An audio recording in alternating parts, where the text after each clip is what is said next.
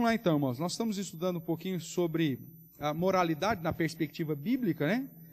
E aí chegamos no momento para estudarmos sobre os 10 mandamentos, princípios morais que o próprio Deus estabeleceu.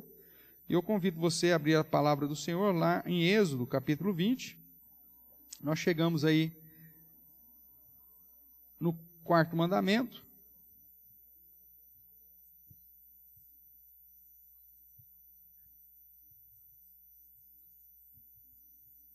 Já caminhamos um pouquinho sobre o 4º mandamento. Deixa eu talvez relembrar aqui com vocês, né? Seguindo o Catecismo Maior de Westminster, é a pergunta 115. Qual é o 4º mandamento? Está em Êxodo capítulo 20, a partir do verso 8. Vamos relembrar, vamos fazer a leitura do texto sagrado. Nós que já tivemos a reunião de oração agora há pouco, já terminamos e iniciamos o estudo. Então vamos para a leitura aí diretamente. Vamos ler todos juntos? Êxodo capítulo 20, do verso 8 até o verso de número 11. Nos diz assim, todos: lembra-te do dia de sábado para o santificar. 6 dias trabalharás e farás toda a tua obra. Mas o 7º dia é o sábado do Senhor teu Deus.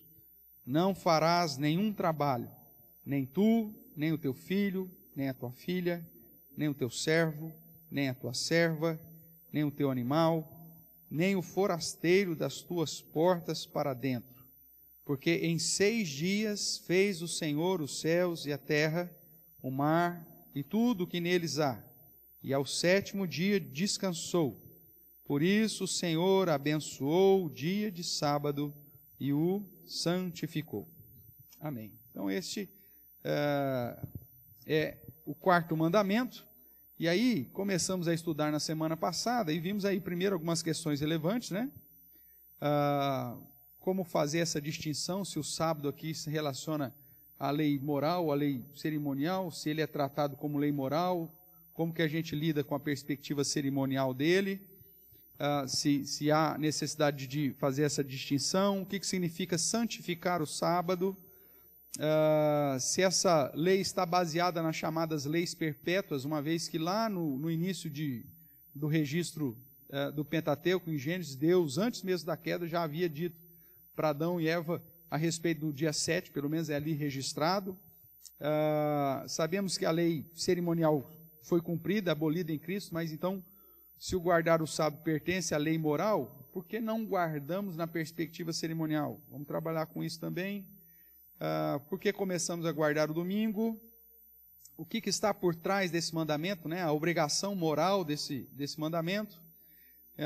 E se há uma mudança para o domingo, então significa que nós devemos guardar o domingo na mesma perspectiva que os judeus guardavam o sábado, com as mesmas posturas, sim ou não? Por que alguns grupos chamados de cristãos ainda guardam o sábado e outros não? O que o Novo Testamento ensina sobre o assunto? Aí nós começamos a tratar, vimos aí algumas escolas relacionadas a isso. Se você tiver alguma dúvida sobre essas escolas, então dá uma olhadinha na aula da semana passada.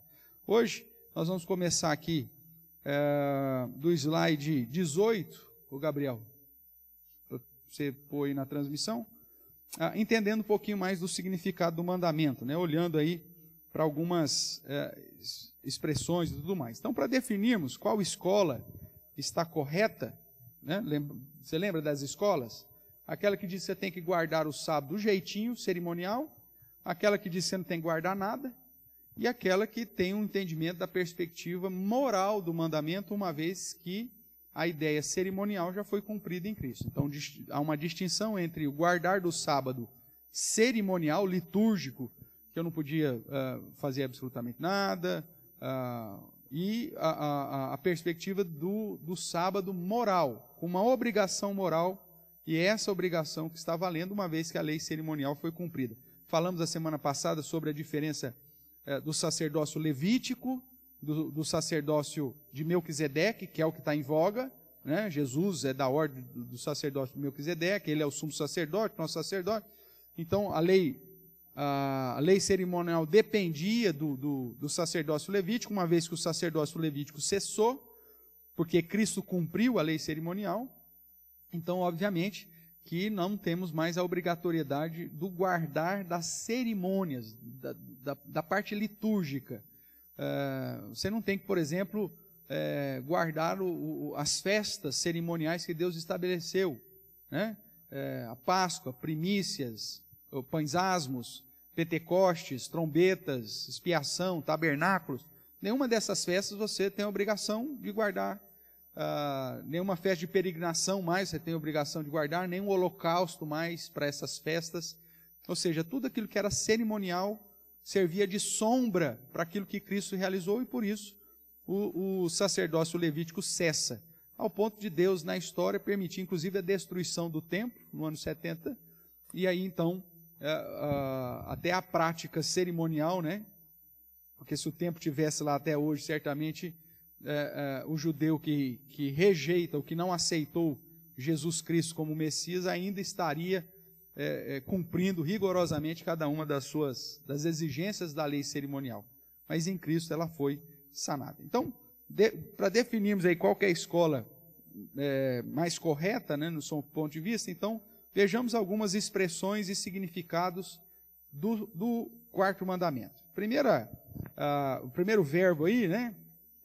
Como começa o verso 8, lembra-te. O que significa esse lembrar?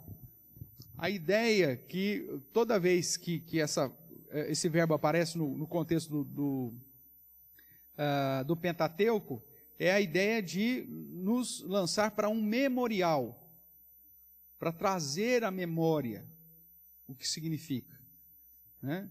Não necessariamente uma prática litúrgica, mas uma prática de exercício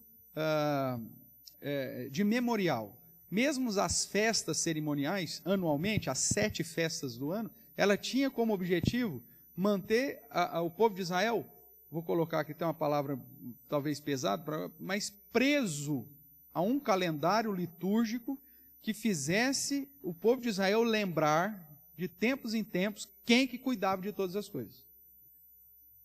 Na Páscoa, eles lembravam de ano em ano que o Senhor os libertou da escravidão do Egito. A festa de pães asmos, durante 7 dias, os caras comendo pães asmos, tirando o fermento, para eles lembrar que eles tinham que rejeitar toda a influência do Egito e do mundo. O fermento era sinônimo de influência, né, das outras nações. Então, retirar o fermento significava, retira a influência das outras nações. Depois as primícias, que era o primeiro feixe de colheita, lembrando, olha, é o Senhor que me sustenta, é o Senhor que cuida de mim. Depois na festa do Pentecoste, lembrando que Deus deu a palavra dele, é a festa da palavra, né? Onde representa Deus falando com o povo em Sião, com aquelas manifestação de poder, de fogo, de purificação, trazendo a palavra para o povo, então fazendo disso um memorial. Depois, na festa de trombetas, chamando a atenção, né, para o povo lembrar da santificação, da pureza, porque logo em seguida, nas festas da expiação, o julgamento de Deus viria, e dependendo de se você não se arrependeu, então no dia da expiação você poderia receber essa punição de Deus. E, por fim, a festa de tabernáculos, que apontava para a festa da comunhão, né? A festa das colheitas finais, da fartura, e durante 7 dias também eles ficavam ali habitando em tendas, lembrando que eles são peregrinos, lembrando que eles não amassem esse mundo, porque Deus tem um lugar melhor para que nós possamos viver com Ele em comunhão. Então, ano após ano, e com sacrifícios, né, com holocausto, com uma série de cerimônias, para inculcar constantemente na cabeça do judeu todo esse progresso que saía desde a libertação do escravo e terminava lá na festa de tabernáculos, que era Deus habitando conosco. Então, esse processo era relembrado ano após ano. Eu acabo tendo uma certa inclinação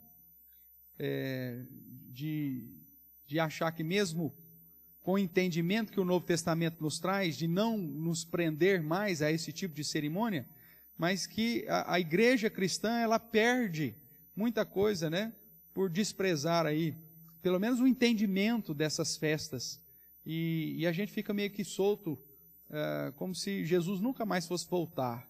Mas nós ainda estamos nessa mesma peregrinação, né? Essas festas ainda servem para apontar que nós somos libertos da escravidão do pecado, que deve nos conduzir à santidade, a tirar a influência do mundo da nossa vida, a buscar sermos, consagrar as primícias para o Senhor, aguardando a sua palavra como fonte de ensinamento para todas as áreas da nossa vida, nos chamando a atenção constantemente para a vigilância, né, da santidade, da postura que glorifica e exalta a Deus, em contrição, nos arrependendo, porque sabemos que o dia do juízo virá, para então, depois, definitivamente, habitarmos com o Senhor. Então, esse lembra, ele traz consigo toda uma bagagem para inculcar na cabeça do povo de Israel que eles não podiam se esquecer desse processo. E a ideia, dentro da lei moral, é que mesmo que porventura essa lei cerimonial terminaria, como de fato terminou, a ideia de trazer à memória todo um processo de libertação de Deus, todo um processo do cuidado de Deus e de um padrão que Deus estabelece, deveria ser lembrado. Então, dentro da obrigação moral do quarto mandamento, irmãos, nós temos a ideia de trazer à memória constantemente aonde está a fonte da nossa existência, do nosso sustento e da nossa manutenção. O quarto mandamento, ele vai focar, como nós vimos a semana passada, basicamente a questão do nosso sustento. E isso para todos os tempos, porque a obrigação moral permanece. A lei cerimonial cessa, mas a obrigação moral permanece. E para os nossos dias, né, uma geração dentro de um contexto de capitalismo moderno, de produtividade, de proatividade, de que as pessoas só têm valor à medida daquilo que elas produzem, você trazer uma obrigação moral de deixar um dia para demonstrar a sua confiança no sustento do Senhor, isso é terrível para muita gente. Né? Pessoas que focam a produtividade, o trabalho e só o ganhar, o materialismo e a oportunidade de ganhar e de ajuntar tesouros nessa terra. Aí você fala assim, você tem que parar um dia, cara. E você tem que parar, você e todo mundo que é da sua equipe. Nem o forasteiro dentro da tua casa vai trabalhar, para que você saiba que é Deus a fonte do seu sustento. Isso é loucura para o mundo de hoje, né? E às vezes é loucura até mesmo para a igreja de hoje. E por isso, então, a obrigação moral do quarto mandamento é muito mais fácil você jogar sob a responsabilidade cerimonial, porque você sempre dá um jeitinho, né? Quando é uma responsabilidade cerimonial, do que uma obrigação moral, né? Tem muita gente que aproveita essa obrigação cerimonial, porque o cara, para fugir de algumas situações, né? Quantas e quantas pessoas que guardam o sábado na perspectiva cerimonial fazem isso e debaixo de uma espiritualidade se preservam da ociosidade, da vagabundice. Porque você tem um trabalho para ele, fala, você vai ter um descanso semanal. Aí ele fala, não, mas tem que ser o sábado. Não, meu amigo, no sábado trabalha. Então não posso aceitar esse trabalho. Como se ele fosse mais fiel que todo mundo, porque ele está guardando o sábado. Então, atrás dessa espiritualidade, o cara fica a vida inteira aí, às vezes, né, numa ociosidade, porque, eu não posso trabalhar no sábado. Deixa de cumprir outras responsabilidades civis, outras responsabilidades sociais, debaixo de uma obrigação cerimonial. Não. A obrigação moral que você tem que levar em conta. Porque o simples fato de você não trabalhar um dia, mas se não usar esse dia para glorificar ao Senhor, Não adianta de nada. Não adianta de nada. Então vamos lá. Esse lembrar é a ideia de estabelecer, portanto, esse memorial constante. O santificar, né, é a ideia do separar, do consagrar, tratar como sagrado. Então lembra-te do dia de sábado para o santificar. É para considerá-lo como um dia de consagração, um dia separado para o Senhor, né? O verso 11 vai dizer, né, que porque o referendar do quarto mandamento está no exemplo do próprio Deus. O verso 11 diz, porque em 6 dias fez o Senhor os céus, a terra, o mar e tudo o que neles há. E ao 7º dia, o que diz aí? Descansou. Por isso o Senhor abençoou o dia de sábado e o santificou. Então, o verso 11 apresenta a ideia de que Deus trabalhou 6 dias e descansou no 7º. Nós falamos já isso semana passada, né? Esse antropomorfismo, que é atribuir a Deus sentimentos ou questões próprias do homem. Deus precisa descansar? Não. Então, o que significa esse descansar de Deus? Deus foi tirar um cochilo? Deus foi dormir um pouquinho? Não. Mas é a ideia da consagração. A grande dificuldade é que, muitas vezes, o zelo judaico os conduziram a fazer interpretações extremamente literais. Deus, por exemplo, diz para você colocar da lei dele entre os olhos, né? Na fronte. Aí o que o judeu faz? O judeu vai lá, faz o filactério, faz não sei o quê, faz a caixinha, escreve lá a parte da lei, e aí amarra na testa uma caixinha. E como se aquilo lá fosse o que Deus mandou. Coloque a minha lei na tua fronte, entre os olhos. Ou na tua mão direita. Aí faz uma fitinha escrito, aí faz um filactério, enrola no braço. Veja, Deus está preocupado em você fazer qualquer coisa para você amarrar no seu braço direito, ou colocar entre os olhos? Não. O que ele quer dizer é o seguinte, coloca a minha palavra nas suas ações. Mão direita é sinônimo de ações, e coloque a minha palavra na sua mente. Esse mesmo padrão depois é visto lá em Apocalipse, quando diz que aqueles que receberam a marca da besta, que despreza a Deus, recebem a marca da besta aonde?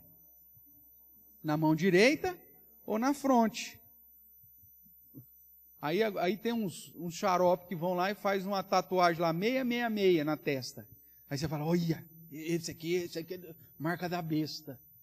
O besta que acha que essa é a marca da besta. O que Deus está simplesmente falando é que o seu modo de pensar, se estiver de acordo com o padrão do mundo, você já recebeu a marca da besta. Se as suas atitudes, as suas ações não forem condizentes à moralidade de Deus, você já recebeu a marca da besta na sua mão.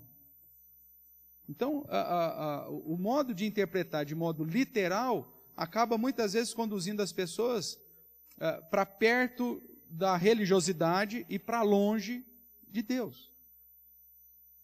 E a mesma coisa em relação ao sábado, dentro da perspectiva moral, da obrigação moral. Não, eu tenho que descansar. Dia de sábado eu tenho que descansar. Eu ponho o pezão lá, eu tenho que descansar. Porque Deus descansou. Aí, significa que Deus então pegou uma poltrona do papai celestial, comprada na Casas Bahia, né? E deitou no cosmo com o pezão para cima, porque ele está descansando. Aí você não faz nada, porque você está fazendo igual Deus. Deus trabalhou 6 dias e descansou. É lógico que essa perspectiva do descansou não é algo literal, mas é no sentido de consagrar, de tirar aquele dia para consagrar e separar ao Senhor, né? Então, a ideia de falar que Deus descansou é simplesmente atribuir a Deus uma característica humana. Mas isso nós vimos, é a transição da semana passada para nossa semana hoje. Logo, não podemos entender a descrição descansar como sendo literal, ou seja, sem fazer nada. O próprio Senhor Jesus, durante o ministério terreno, deixou claro das atividades realizadas no sábado. e que o judeu que interpretava aquilo de modo literal, ficava louco. Irmãos, o judeu leva isso tão a sério, a perspectiva cerimonial, literalmente falando, que ele, durante a sua tradição, eles determinam o que você pode fazer e o que você não pode fazer, inclusive número de passos que você pode dar no dia. Imagina, você acorda, o sol se põe na sexta, você já tem que preocupar, meu Deus do céu, e agora? Quantos passos eu posso dar? E aí você tem que contar os passos que você tem que dar, porque você não pode ultrapassar aquele número de passos. Você não pode fazer absolutamente nada, tanto que quando Jesus, em uma das curas, no dia de sábado, ele faz lodo. Ele cospe, porque era proibido cuspir ou engolir saliva, é serviço. Olha que coisa louca, velho. Você fica ali. O judeu ortodoxo, doidão, que vai ficar lá. Sábado, pelo amor de Deus. Não pisca que é serviço. E aí Jesus vai, cospe no chão, faz lodo com os dedos e aplica sobre o cego.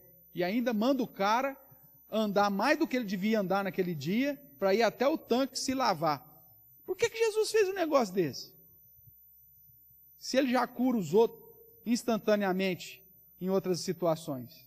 E bem no dia de sábado, para deixar o judeu louco, ele cospe no chão, faz lodo, mete o lodo nos olhos do cego, manda o cara caminhar, manda o cara ainda lavar e depois voltar.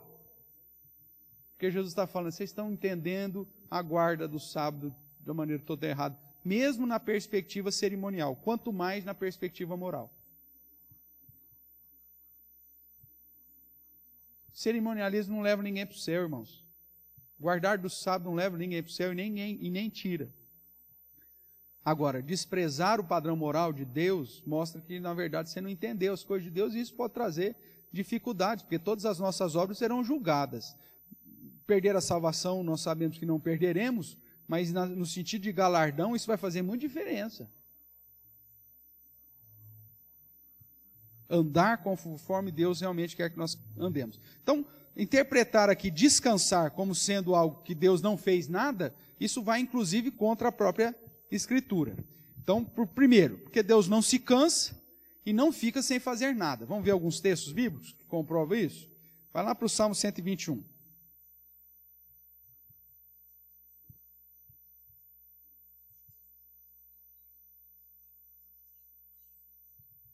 Livro dos Salmos, Cânticos de Romagem, Salmo 121, verso 3 em diante.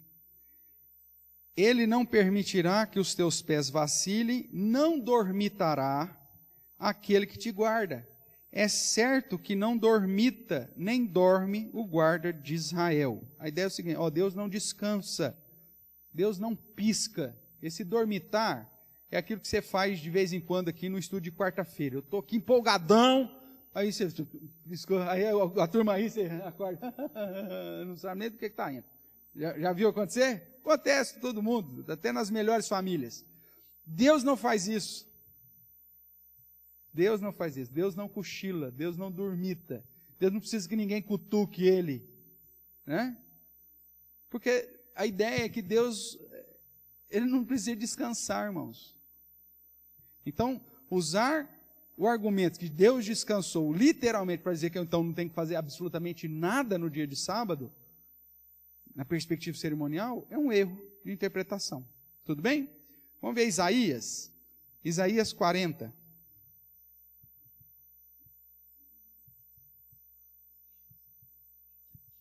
Isaías 40, verso 28.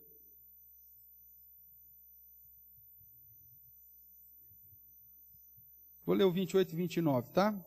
Diz assim, não sabes, não ouviste, que o eterno Deus, o Senhor, o Criador dos fins da terra, nem se cansa, nem se fadiga? Não se pode esquadrinhar o seu entendimento. Então veja, Deus descansou porque ficou cansado? Não.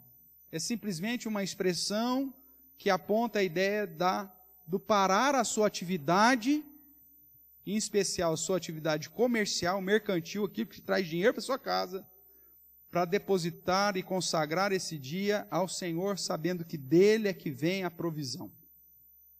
Essa é a obrigação moral do quarto mandamento, que é distinta da guarda do sábado cerimonial. Então, o que se espera do cristão hoje? Guardar o domingo como se fosse o sábado judaico? Não.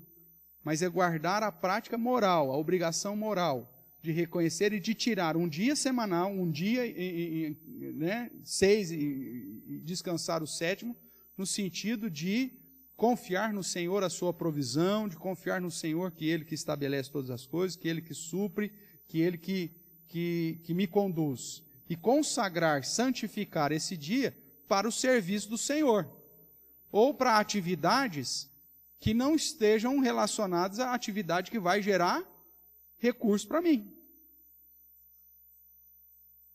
Ok? Então, você vê Jesus fazendo um monte de situações relacionadas no dia de sábado que quebra essa ideia do literal descansar. E o próprio Senhor Jesus, né, puxa a orelha do povo, em especial dos fariseus, porque ele diz, olha, o dia que se vocês precisam circuncidar alguém no sábado, vocês fazem. O sacerdote quebra o sábado. Se fosse uma situação sine qua non, ou seja, uma situação que não pode ninguém quebrar, então Deus teria dito que a criança que nascesse, cujo 8º dia cair no sábado, ela tem que ser circuncidada na sexta ou no domingo. Mas não, o sacerdote quebrava a lei. E o próprio Senhor Jesus joga na cara dos fariseus que eles quebravam a lei. Quando a vaca deles caía no buraco no sábado, o que eles faziam? Deixa morrer? Não, ia lá tirar. Então, quer dizer, guarda só quando lhe é conveniente. Cuidado. E um texto do Novo Testamento, João 5.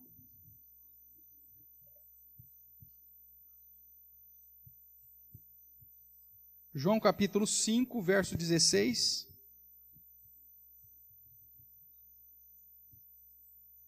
Jesus curou aqui um homem paralítico, né?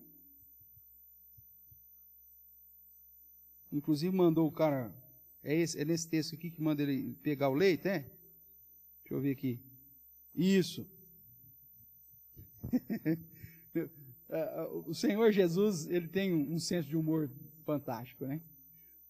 Porque ele sabe que dentro da lei que o próprio judeu coloca como atividades proibidas para o dia de sábado, carregar o leite era proibido. E aí Jesus esteve lá a semana inteira para curar o cara. Deixa para curar o cara no sábado. E ainda fala assim, ó, pega o teu leite e vai embora. O fariseu fica louco, cara. Veja aí o que diz então o verso 16. E os judeus perseguiam Jesus porque fazia essas coisas quando? No sábado. Mas ele lhes disse, meu pai trabalha até agora. Mas Deus não descansou? Maior que Jesus. Meu pai trabalha até agora. E eu trabalho também.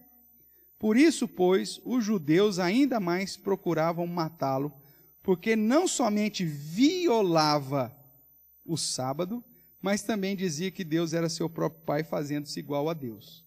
Então, Jesus, como Senhor do sábado, ele mostra que aquela visão literal, mesmo do descanso, dentro de um período que a lei cerimonial ainda estava vigente, aquela visão literal estava equivocada.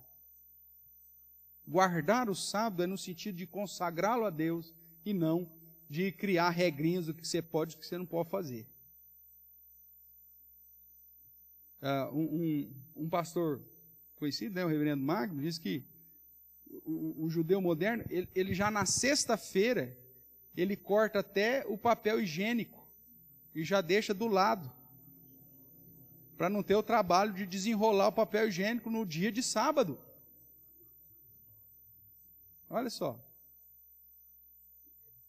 Práticas que não tem de nada de santificação ao Senhor, mas que para o judeu era literal. E muitas das comunidades que se dizem cristãs, mas que vivem como se a lei cerimonial estivesse em vigor, e que vivem como se o sacerdócio levítico ainda estivesse em voga, colocam essa mesma opressão sobre os fiéis. Aqueles que guardam o sábado na perspectiva cerimonial, eles têm lá uma cartilhinha do que você pode e o que você não pode fazer. E aquilo se torna um peso que a religião traz e que o próprio Senhor Jesus já nos livrou e nos libertou. Por isso que Paulo diz em Colossenses que ninguém pode nos julgar por conta da lei cerimonial, por conta de festa, de lua nova, de sábado, seja lá semanal ou cerimonial. Ou seja, Cristo nos livrou de tudo isso. Então, usar a ideia de que Deus descansou para interpretar o quarto mandamento de modo literal, a própria Bíblia já diz que não é o melhor caminho. O próprio Senhor Jesus disse que Deus trabalha e trabalha até agora. E Ele também. E que não é essa a ideia literal do descansar. Tudo bem até aqui, irmãos? Tranquilo? Alguma pergunta? Então vamos lá. Vejamos o que significa então descansar na visão da própria Torá. O verso 9, lá de Êxodo, vai tratar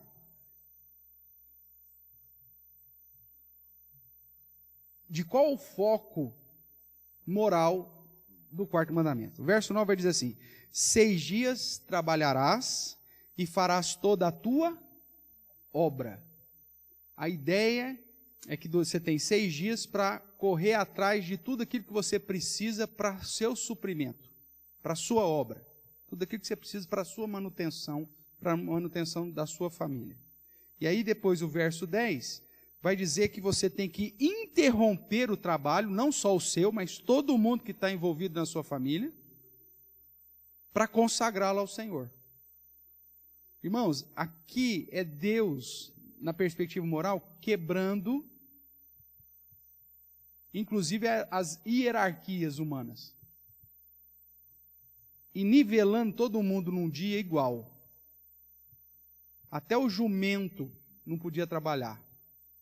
A vaca, o boi, os animais. Deus igualando toda a criação para provar e ensinar para o homem que ele é a fonte da manutenção, da provisão, de tudo que ele precisa. Então você não vai trabalhar. A questão hierárquica, o pai e o filho também não vai trabalhar, a filha também não vai trabalhar, os escravos também não vão trabalhar, os estrangeiros não vão trabalhar, nem um animal vai trabalhar. É Deus colocando todo mundo no mesmo patamar, dizendo: eu é que sustento toda a criação. Durante um dia na semana, está todo mundo nivelado e dependente de Deus. Você pode ser o patrão durante 6 dias na semana, mas um dia na semana, pronto. É todo mundo igual. Todo mundo dependente de Deus. Todo mundo carente da ação de Deus para o suprimento daquilo que é necessário. Então, quando olhamos para o próprio texto do quarto mandamento, interromper o trabalho que gere a sua manutenção era o propósito. Afinal, o objetivo do quarto mandamento é gerar confiança na provisão de Deus. Aí a gente fala: pastor, mas se eu parar, como que eu faço, pastor? Um dia, meu Deus, fechar o meu comércio, fechar minha empresa, fechar isso, ou deixar de trabalhar, vou deixar de ganhar, pastor. É isso que Deus quer te ensinar. A temê-lo e a depender dele. A saber que a manutenção não está na sua própria força, mas na sua confiança. Pastor, mas vai faltar dinheiro no final do mês, pastor. É isso que Deus quer te ensinar. A depender dele. Pastor, são 4, dependendo do mês, são 5 dias, pastor. Dependendo da sua atividade, isso é muito, cara. e nas crises que nós temos passado nos últimos anos, isso pode gerar até a falência na perspectiva humana. E Deus continua dizendo, mas é uma obrigação moral sua. Você não tem a obrigação cerimonial de fazer isso, mas é obrigação moral. Inclusive, não só sua, mas de colocar isso para todo mundo que trabalha contigo. Porque é muito fácil, né? O cara que é dono da empresa, ele fala, eu não trabalho de sábado e domingo. Mas aí ele põe o funcionário para trabalhar. Põe a vaquinha para trabalhar, põe o jumento para trabalhar. E Deus fala, não é para ninguém trabalhar. É para igualar todo mundo.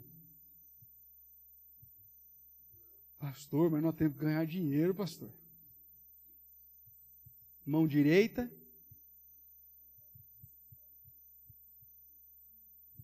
E mente. Modo de pensar e modo de agir. Aí você fala assim, como que vai ser? Isso aí talvez, irmãos, o dia que a gente descobrir isso verdadeiramente, nós vamos compreender que a gente corre atrás de muita coisa que a gente não precisa.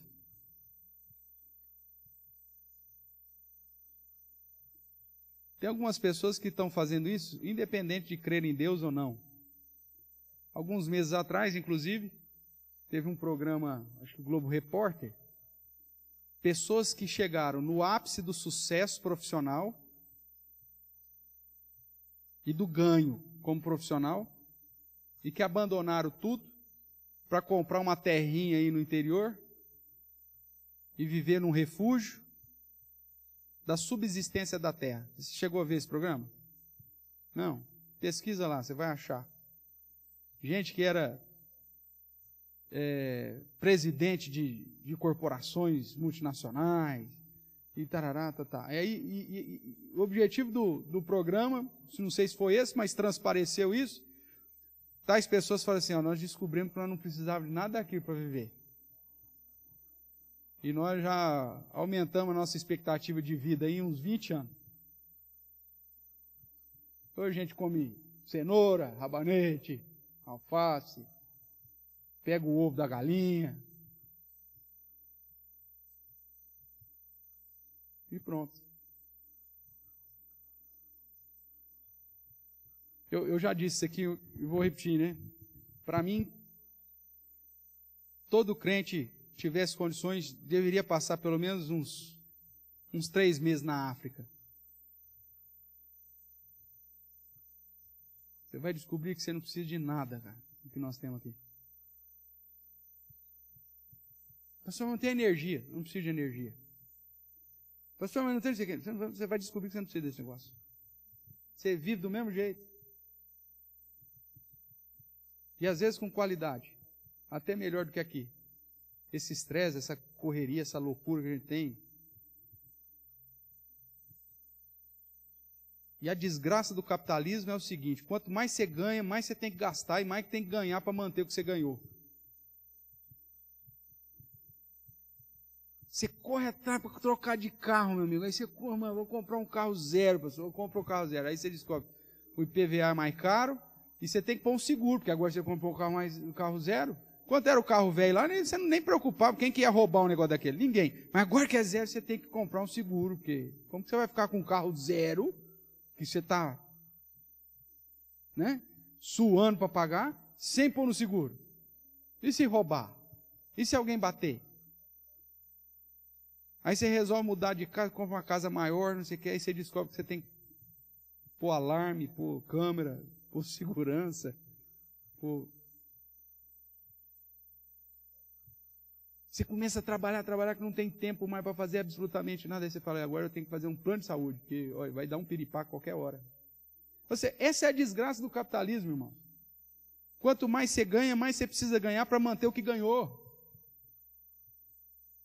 E você vai descobrir que muito daquilo que você ganhou, você não precisava nem ter. O 4º mandamento chega para você e diz assim, olha, Deus é quem sustenta. Deus é quem provê. Deus é que direciona. Não ficais ansiosos com aquilo que vai comer, com aquilo que vai beber, com o que vai vestir. Deus não vai deixar isso faltar. Só que não, eu não quero comer, eu quero ostentar. Eu não quero vestir, eu quero ostentar. Porque a calça que eu compro numa empresa, numa lojinha aí de departamento, vai cobrir as mesmas vergonhas que a calça que você compra lá na grife. A cueca é a mesma coisa, vai cobrir a mesma coisa. Só que uma é R$1,99, a outra, sei lá eu quanto você vai pagar. Só porque está com o nome de alguém. O nome nem é seu, está com o nome de alguém escrito. Hã? Tem um filme, né? Da década de 80, De Volta para o Futuro. Né? Antigamente as pessoas bordavam o nome da pessoa nas roupas. Não é isso? Na meia, cueca, tarará. E no filme lá, o cara volta lá para o passado, e a moça pega, vai cuidar dele, porque ele tinha desmaiado, aí olha na cueca dele, eu não lembro agora, eu vou fazer um merchandising aqui, mas não lembro. Calvin Klein. E acha que ele chama? Calvin. Chama ele, por que você está me chamando de Calvin? Oh, seu nome não está gravado na cuequinha. Aí você compra uma cueca dessa, meu amigo, é quase o preço de um terno da loja popular. Aí você precisa de fato um negócio daquele? Não, você não precisa de fato. É para ostentar. E o padrão de moralidade cristã é anti-ostentação. Paulo vai dizer assim, ó, aquele que roubava, se converteu, não rouba mais. Trabalhe para que tenha com que ostentar. É isso que Paulo fala lá? Não. Trabalhe para quê? Para que tenha com que acudir o necessitado. Olha que padrão diferente, irmãos.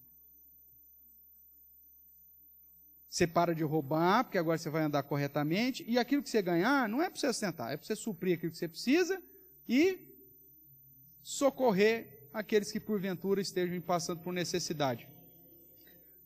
Tanto é que Paulo fala, ó, tendo que comer o que vestir, estejais contentes. Só que não, cara, dentro desse padrão, onde o meu Deus não é o Senhor das Escrituras, mas é o materialismo, eu não me contento. Eu quero ter sempre algo mais, porque o objetivo é a ostentação. E ainda o uso da espiritualidade. Ai, Deus está me abençoando, cara. Irmãos, cuidado. É a desgraça do capitalismo. E que vai te conduzir para longe do Deus verdadeiro.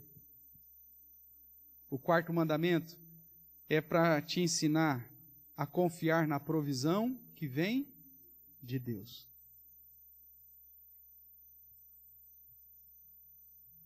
É sossegar o seu coração e saber que você vai ter o suficiente para você viver. Deus diz, não vos preocupeis com o que haveis de comer. E era interessante, né? No contexto da África, é lógico que a gente trabalhava para gerar um recurso a mais para as pessoas que viviam no projeto. Mas, e nós fizemos um galinheiro, porque a gente trabalhava com a ideia de matriz, né? Para dar para as famílias. Com coelho, galinha e cabra. Não sabia nada disso. Apanhei que nem cachorro em horta para aprender. Não sabia nem que eu tinha que pôr um galo para 7 galinhas. Quase matei as galinhas. Aí eu vi que as galinhas começaram a ficar tudo desanimadas. Liguei para o Brasil, perguntei, vem, ó, tem 7 galos e 3 galinhas, o que eu faço? O que está acontecendo? Foi, pelo amor de Deus, aumenta as galinhas, ou mata os galos. Né? Aí foi aprendendo, maravilha. Aí você vai aprendendo. Aí, por conta desse galinheiro que nós fizemos, eu deixei uma entrada, tinha tela até em cima, e eu fiz uma entrada meio que alçapão, assim. Ela era... Então, as pombas conseguiam entrar para comer daquele. E aí, enquanto a gente não tinha galinha suficiente, meu Deus, era a alegria da turma. Deus trazia as pombas, cara. E aí não tem geladeira, né? Você fala assim, meu Deus, e agora? Tem lá não sei quantas pombas, vamos matar as pombas, vai apodrecer, não tem geladeira. Sabe como que o africano faz? Ele vai lá, pega a pomba, amarra a perna dela, numa linha, e amarra lá numa árvore lá, e deixa a pomba lá, tratando a pomba amarrada na perna. Aí cada dia mata uma, para ir comendo. É a geladeira deles. Aí você fala assim, pô, pronto. Você olha para o Antigo Testamento, o maná, meu irmão, quantidade exata que cada um tinha que comer. Se você pegasse a mais para guardar para outro dia, o que acontecia? Estragava, virava bicho, um fedor, todo mundo sabia. É da tenda do Everton. O fedor está vindo de lá, olha, desobediente, não confiou na provisão do Senhor. E aí você fala, mas por quê? Porque o negócio estragava fácil. Porque na sexta-feira, ele pegava dobrado e ficava até o domingo e nada cheirava mal. O que Deus estava fazendo com o povo? Eu sou a fonte da provisão. Eu que cuido. É eu que dou aquilo que é essencial para você. E o quarto mandamento tem como esse padrão moral nos conduzir a confiar na providência de Deus. Tudo bem até aqui, irmãos? Vamos lá. Vamos ver ainda o sábado no Antigo Testamento, né? Êxodo 16. Dá uma olhadinha aqui comigo em Êxodo 16. Que é justamente o que eu estou falando, né? Do maná. Então, capítulo 16, o título, por exemplo, que me deram aqui na revista atualizada, é Deus manda o maná. Vou ler aqui o verso 4. Então disse o Senhor a Moisés, eis que vos farei chover do céu pão, e o povo sairá e colherá diariamente a porção para cada dia, para que eu ponha, o que está escrito aí? Para que eu ponha à prova se anda na minha lei ou não. Dar-se-á que ao sexto dia prepararão o que colherem, e será o dobro do que colhem cada dia. Qual que era o objetivo de Deus durante 40 anos, dando maná para esse povo? Colocá-los à prova, para ver se esse povo obedecia ou não a sua lei. A palavra do Senhor diz que Deus nos prova, irmãos.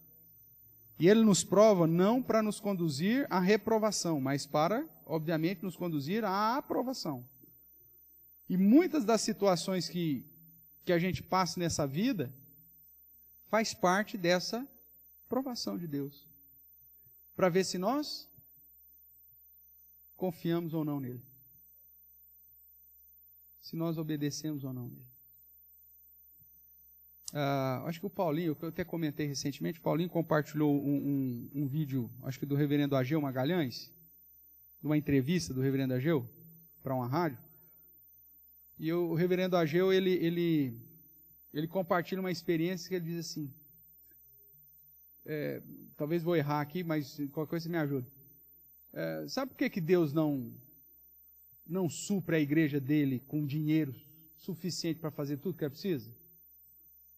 Porque se a igreja dele fosse rica demais, ela já não ora normalmente. Agora, se ela não precisasse buscar nem nada em Deus, aí que ela para de orar mesmo.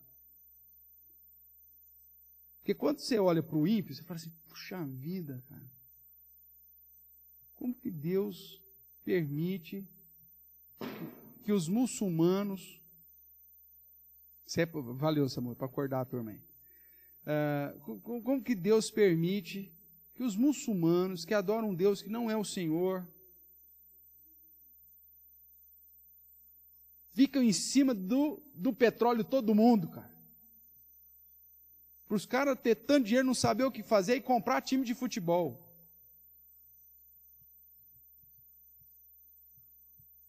E a igreja, uma luta, rapaz, para levantar uma verbinha missionária, para mandar um missionário para falar de Jesus. É a ideia que Deus nos prova, irmãos. Para nós buscarmos a presença dEle, para nós termos experiência com Ele. E o quarto mandamento trata disso. Deixar um dia consagrado por semana ao Senhor, para aprender que Deus é a fonte de toda a provisão e de todo cuidado. E muitas das situações adversas na nossa vida servem justamente para nós buscarmos ao Senhor. Deus nos prova quanto a isso. Tem hora que o crente não pode ser muito próspero. Porque se ele for próspero, ele deixa de servir o Senhor. O cara começa a ganhar dinheiro, a primeira coisa que ele faz é compra um rancho. Aí não vem mais no domingo na igreja, porque vai para o rancho. Ou compra um iate, um jet ski. Ou então uma casa na praia. E você nunca mais vê o cara. Ou então, se ele não compra nada dele, ele fica viajando o mundo, porque ele acha que o objetivo dele é conhecer o mundo. Meu amigo, vai ser destruído todo esse mundo.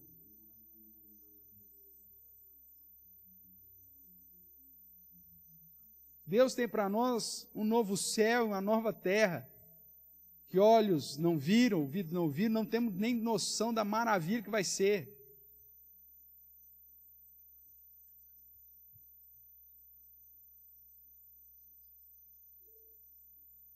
A gente precisa aprender que Deus é a fonte do sustento.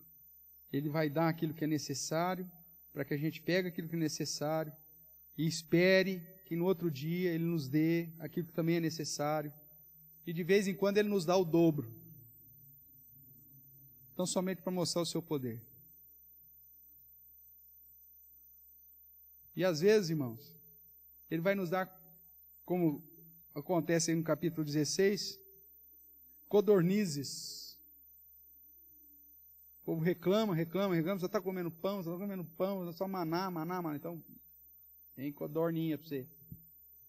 Tudo bem, mas é Ele quem dá.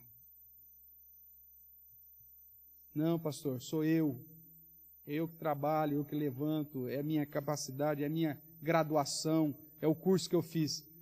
Paulo vai dizer que Deus te dá a respiração. Se Deus resolver tão somente fechar a sua narina, meu amigo, já era. A sua graduação vai para o beleléu. Os seus investimentos viram pó.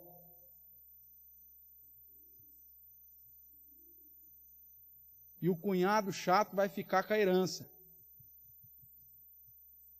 Vai aproveitar daquilo que você ralou para ter. Ou então o genro mala.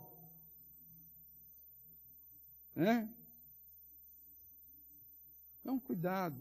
Aprenda a confiar no Senhor. Vamos olhar, Êxodo 23.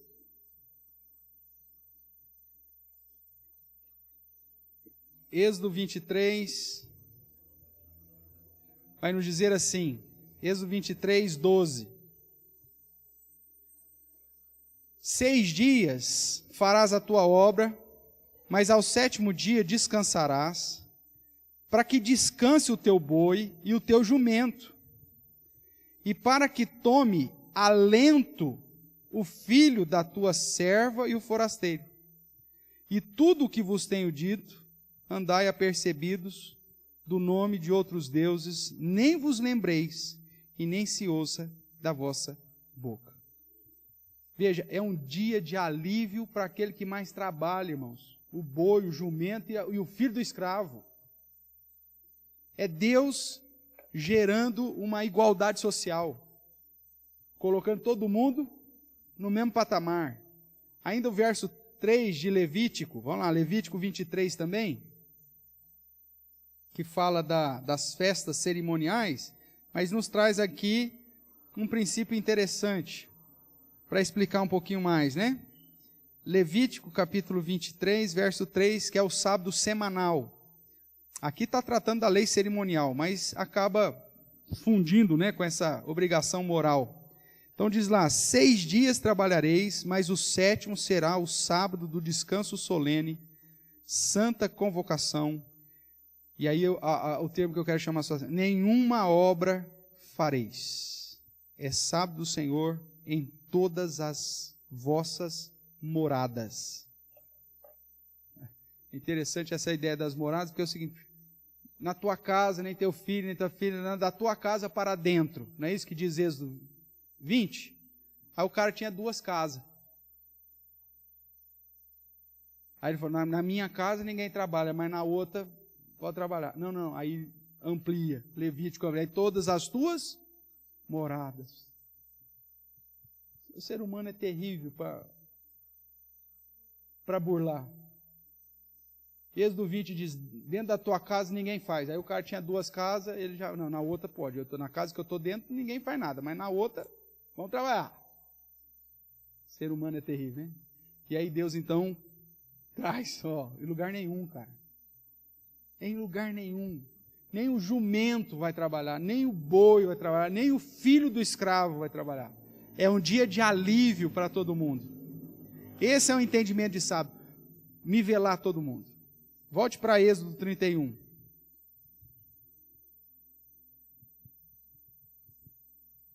Êxodo 31.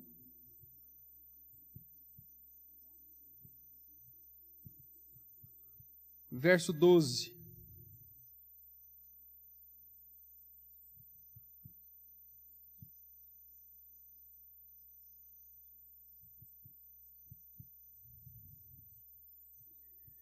Vai dizer assim, Êxodo capítulo 31, verso 12. Disse mais o Senhor a Moisés, tu, pois, falarás aos filhos de Israel e lhes dirás, certamente guardareis os meus sábados, pois é sinal entre mim e vós, nas vossas gerações, para que saibais que eu sou o Senhor, que vos santifica. Portanto, guardareis o sábado, porque é santo para vós outros. Aquele que profanar, morrerá. Pois qualquer que nele fizer alguma obra, será eliminado do meio do seu povo.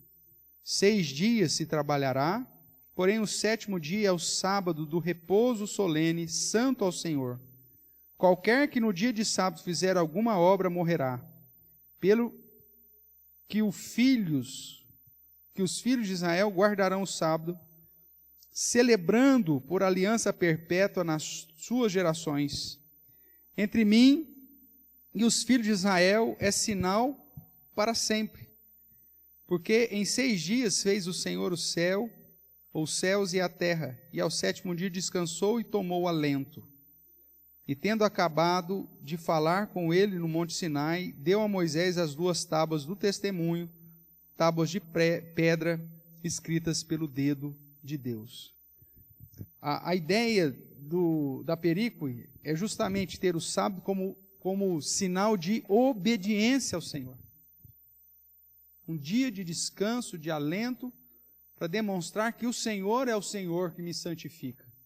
Deus é o Deus que me guarda. Deus é o Deus que me direciona. Esse era o foco.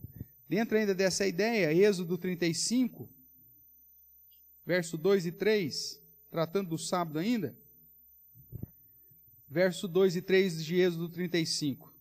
Trabalhareis 6 dias, mas o 7º dia vos será santo, o sábado do repouso solene ao Senhor. Quem nele trabalhar morrerá. Não acendereis fogo nenhuma das vossas moradas no dia do sábado. A ideia de não ter nenhum trabalho, irmãos, a ideia de igualar todo mundo, a ideia de colocar todo mundo na mesma posição, a ideia de trazer alento para aquele que trabalhava duramente, num contexto, inclusive, onde o trabalho era um trabalho muito mais duro, muito mais difícil, né? Sem todas as modernidades. A gente, ainda num contexto de interior do Senegal, né, ou Guiné-Bissau, qualquer país oeste africano, ou da África como um todo, aquelas pessoas que vivem ainda na aldeia, num contexto de aldeia, onde as mulheres têm que acordar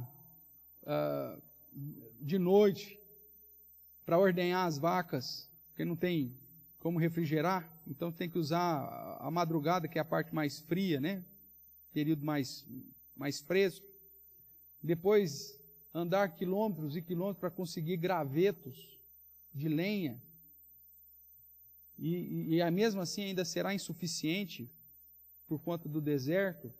E aí tem que fazer a comida e os preparativos com esterco de vaca seca.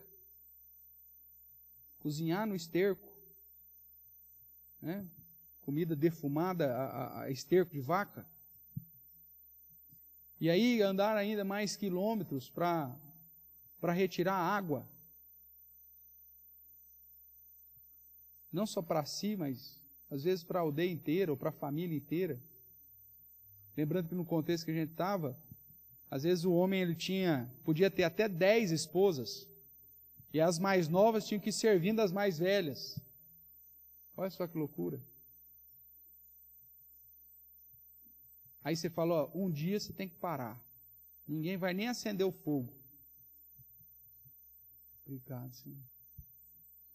Que alento. Iguala todo mundo. A obrigação moral, portanto, do mandamento é essa. Confiar na provisão de Deus, igualando todo mundo.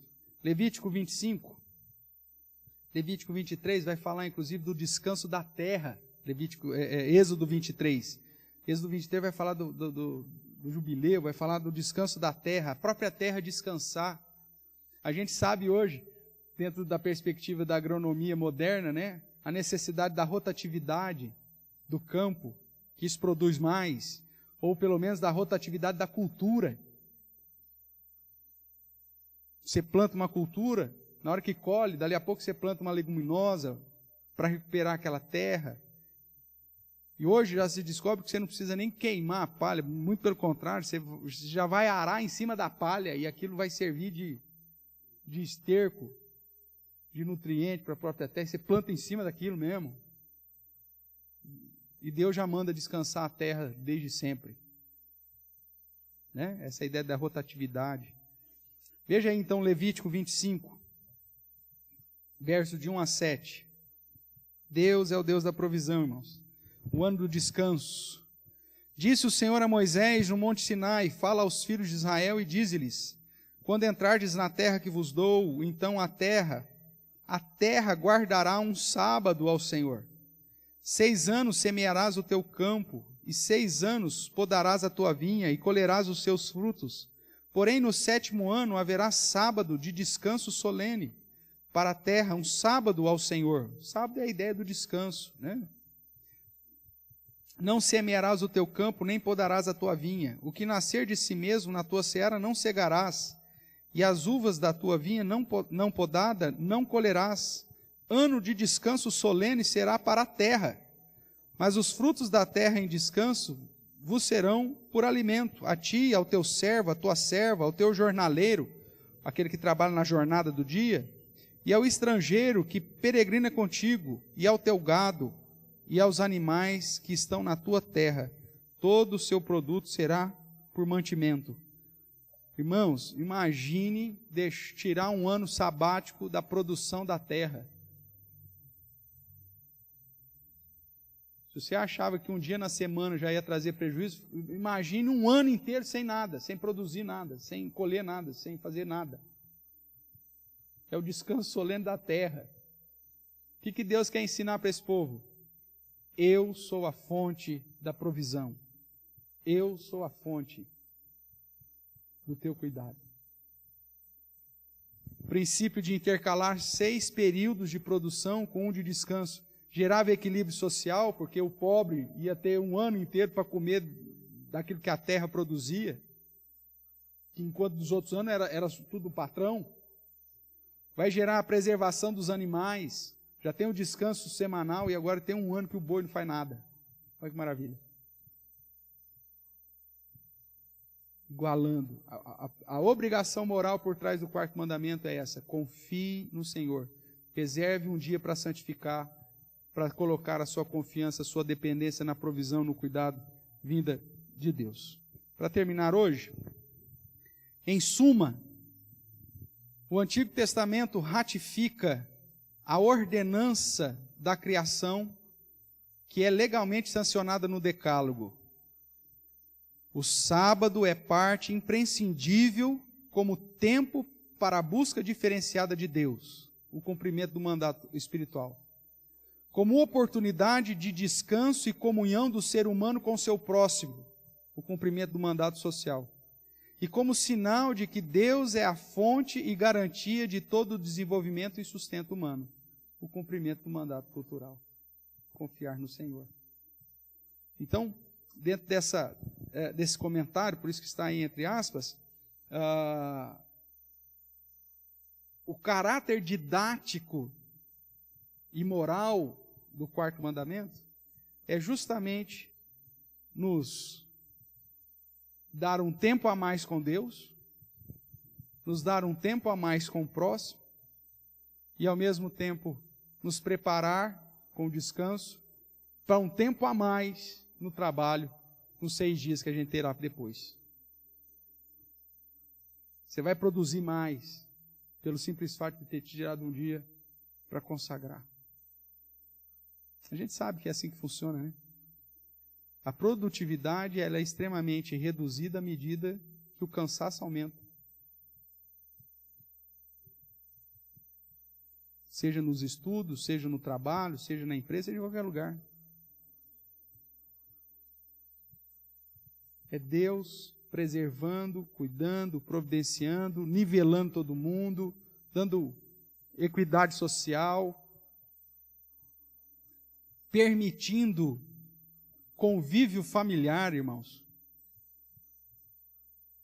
Imagine naquele contexto, o cara trabalhando de sol a sol, só pelo menos tem um dia agora para ficar em família.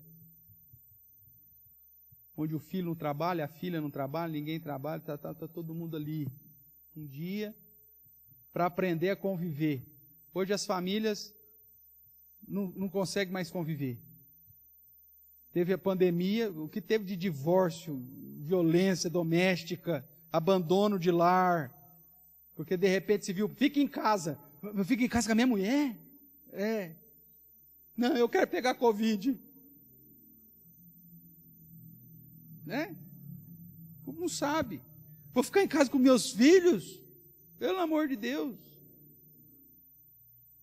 Quando a gente não descansa, Deus dá um jeito de nos dar o descanso, irmãos.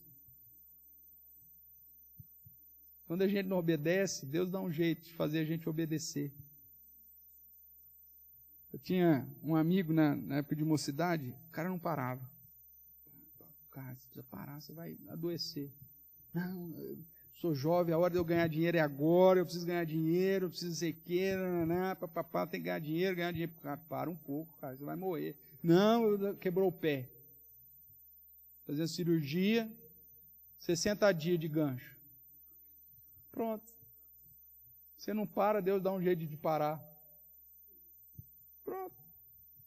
E agora? Parou, 60 dias. Era gerente de banco, estava subindo, ia ser responsável pela região inteira da Baixada Santista. 60 dias de gancho. Para tudo. É Deus quem nos dá a respiração em todas as coisas. Se a gente não confiar na provisão vindo do Senhor, nada vai acontecer. Alguma pergunta até aqui, irmãos? Tranquilo? Deixa eu ver se nós temos aqui alguma pergunta os irmãos estão acompanhando. Está todo mundo descansando. Tudo na paz. Maravilha. Semana que vem, se Deus permitir, a gente começa uma nova sequência aí, ainda tratando do quarto mandamento, dos benefícios em guardar o quarto mandamento. Será que reservar um dia na semana para consagrar a Deus traz algum benefício para nós, ainda hoje? Semana que vem nós vamos tratar disso. Ok?